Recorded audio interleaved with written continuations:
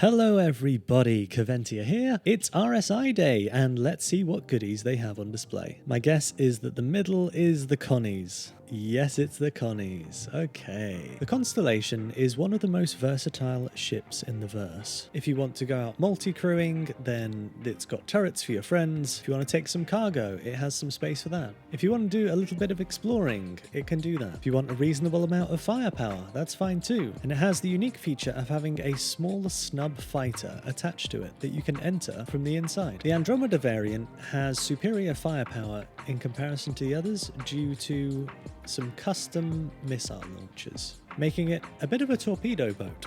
It has a reasonable size cargo bay, which I believe can hold 96 SCU worth of cargo. Most of the cockpits on these ships are the same, with the exception of the Aquila variant. This is the dedicated Explorer version. The Taurus variant gives up the snub fighter in favour of having a superior size cargo hold, approximately doubling the cargo capacity of the other constellations. It also has a secure room at the back for shielded cargo. My favourite version of the Constellation is the Constellation Phoenix. Although at first glance it looks pretty much the same as the others, you will notice windows down the side. It also has a snub with slightly more firepower and manoeuvrability, trading in the Kruger P-52 for the Kruger P-72. You enter the front through an airlock, and the front portion of the ships is largely identical, with access to a turret above and below, 3 seats for pilots and co-pilots. The Constellation sleeps 4 comfortably. The Phoenix, however, has a slightly different vibe to the interior, adding a touch of luxury, even to the smaller rooms, with first-class comfortable chairs and a nice view of the verse. You can understand why some players enjoy using this for role-playing. And I think the best part of this is, of course, the bar. You may recognise this from StarCitizen Live. And a desk for those important business meetings with a view of the stars. And plenty of fish tanks. Master bedrooms with a view. However, at the rear you're back to a more normal looking ship, and here's where you access the snub fighter. You also have a glass ceiling, so you can spend more time taking in the sights of wherever you take your ship. This Connie does still have internal storage. It can just be a little harder to locate than other Connie storage. Unfortunately, the bowels of the ship don't quite have the same first-class experience as upstairs, but it's still my favourite of the Constellation series, and well worth renting for free. The only problem with the Scorpius is the entry and exit speed. It does take you a little while to get in this thing, for it to close, retract the ladder, and then if you do want to take a co-pilot in, it takes just as long for them to enter after you. However, I think that is the only downside to the Scorpius. This 2-person heavy fighter has a reasonable amount of missiles, an impressive amount of pilot DPS, and an impressive amount of turret DPS. Overall, one of the best heavy fighters in the game right now. Oh, and it expands out like an X-Wing, if you like that kind of thing. The other version of the Scorpius is known as the Antares. This has a passenger seat, and it's the passenger's job to press a button. It's a little bit faster than the base Scorpius, but doesn't have a turret. If you want to use this ship as a single-person fighter, then I guess this being a little bit faster could be an advantage. But if you've got 2 people, then you should take the base Scorpius. This ship here is the RSI Mantis. This is designed for bounty hunting. It is used by the UAE in order to stop targets in their tracks. Not only does it have a quantum dampening effect, stopping people from running away, but it also is one of the only ships in the game with a quantum snare, which can be used to drag people out of quantum, meaning this is also used by some pirates in the verse. This room contains a variety of Auroras. I didn't even know there were this many variants, and another Mantis for some reason. LN version's got some missiles on it, MR version is the base version, LX version has less missiles on it. Oh, this is the Pathfinder version. Oh, it has a patent leather interior. Patent leather. The ES is apparently a modular version, and the CL variant, or Clipper variant, has a slightly larger cargo capacity. You know, there's been so much hype around RSI this year that I forgot kind of how few ships they actually have. the RSI Ursa and Ursa Lynx.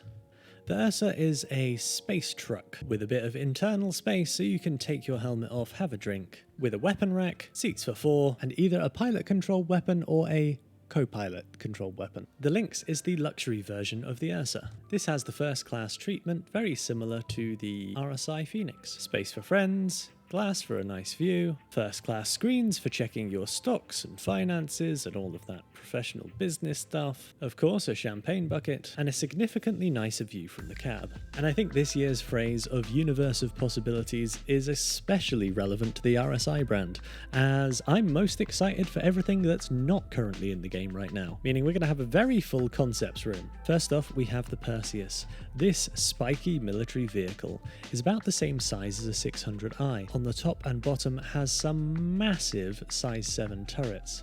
It has a top flybridge, which seems to be a common design in some of the larger RSI vehicles. This is the recently unveiled Zeus. I believe this is the ES version. The original Zeus was the first ship to have a quantum drive. However, CIG have modernized it for the 30th century. There are 3 variants of this, and they're covered in my All Ships 2024 video, which I'll link at the top of the screen. This is a ship that originally I wasn't super excited for. It is the RSI Galaxy. On paper, when I first saw this, I thought it's quite large, and it doesn't have very powerful turrets. It might not be that good at defending itself. However, this modular monster is going to be making its way into my fleet for a number of reasons. 1, it can be a hospital. 2, it can be a cargo ship. 3, it can be a refinery. And 4, the reason I'm most excited for this, is this will be able to build some of the largest modules for base building. Now, I'm very interested in this ship. Speaking of ships I'm very interested in, this is the RSI Arrastra. This monster mining ship has only just been announced. Although it's been running through the rumor mill for a while, this is designed to take 5 crew and be able to mine planet-side, on asteroids, and the best thing about it is it has an internal refinery, making this the all-in-one mining solution ship. Anyone who knows me knows I'm super excited for the RSI Polaris. This will be the military flagship of my fleet. This has, I believe, 28 size 10 torpedoes. Please feel free to correct me if I'm wrong in the comments. And it has a hangar that you can put up to medium-sized ships, meaning if you wanted to put a Prospector inside, you could. If you wanted to put a Scorpius inside, you could. This is going to be an amazing military ship. And finally, the Apollo. This is a floating hospital ship. It has 2 modular sections that you can kit out with either 3 tier 3 beds, 2 tier 2 beds, or 1 tier 1 bed. And because there's 2 modules, you can have any combination of those. This may end up being a must-have for racing, as you tend to crash a lot, and having somewhere that you could respawn is super useful. Looks like that's everything that's on display today. Let's check out what's on the RSI webpage. Over on RSI's website, we can see all of the ships that we saw before, including the transformation of the Scorpius we just saw there, which is pretty cool. And the most exciting thing for me by far today is the RSI Arrastra. Let's check it out. Oh wow, that's a pretty looking ship. Mining refined. Tackle the biggest jobs in the farthest reach of the galaxy with RSI's flagship deep space mining rig, a completely self-contained mining platform with habitation for 5, 3 independent industrial mining turrets, an onboard refinery, stout defensive capabilities, and more.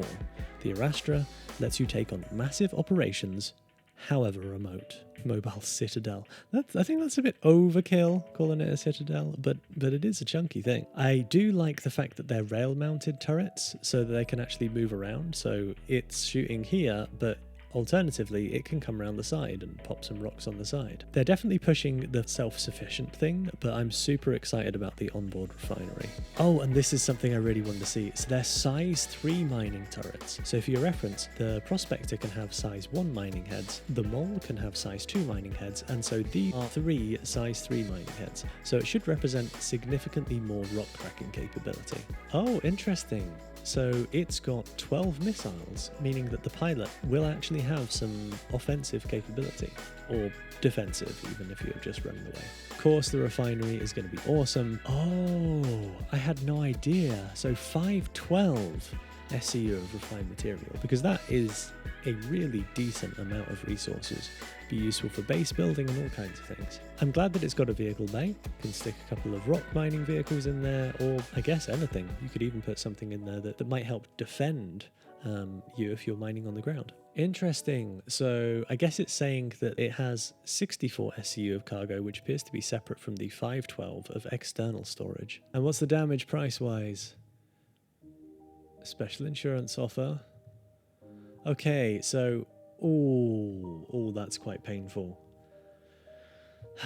525 USD, and that's if you go for the war bond version, meaning putting new money into the game. And if you want to get it using store credits, then it's 575 US dollars. That is an exceptionally expensive ship. I think a lot of people were hoping that it would come in around the 400 or 450 mark, especially since it's just been announced. Incredibly expensive. Back to IAE. Totally taken aback by the Arastra. I have been excited about this ship for a long time and reserved space for it in my fleet over a year ago.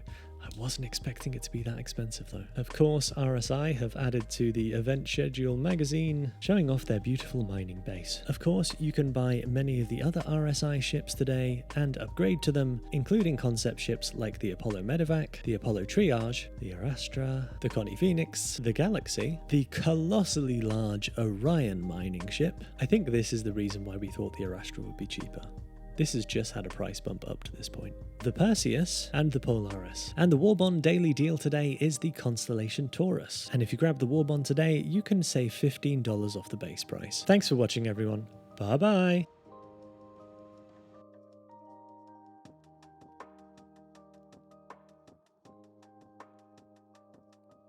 Lots of time running around. It's not a Starfarer.